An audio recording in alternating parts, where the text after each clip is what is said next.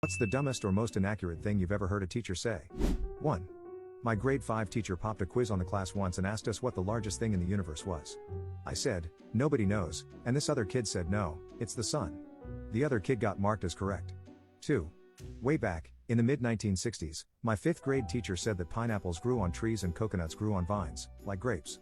Having just moved from Hawaii to Massachusetts, I got in trouble for pointing out how wrong she was on both counts. 3.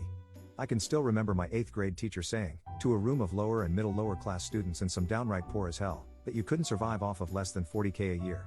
Knowing full well that my parents didn't make that much and I still had 3 meals a day, Nikes once a year, and a roof over my head. 4.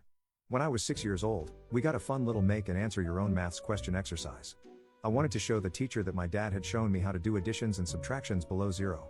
1 minus 3 equals minus 2 was marked as incorrect, because apparently you can't do maths below zero. But Mrs. H, what about temperatures on the weather forecast? That's different, that's not maths. 5. I had a really dumb teacher who would always teach from a book.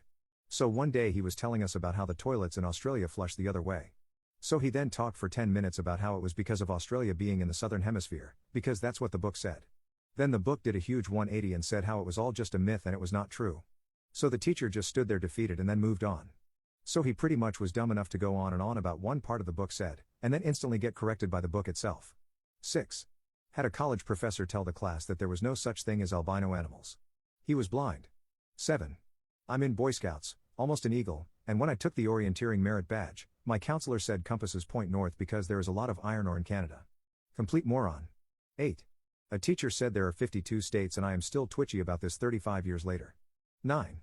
I used to love to draw my own cartoon characters as a little kid, until my art teacher at the time told me yeah, cartoons aren't real art though.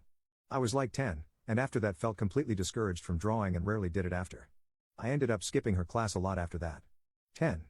Had a teacher who called me Jeff for a year. Jeff isn't anything close to my name, and there was no one in that class named Jeff she was mistaking me for. And yet she insisted my name was Jeff.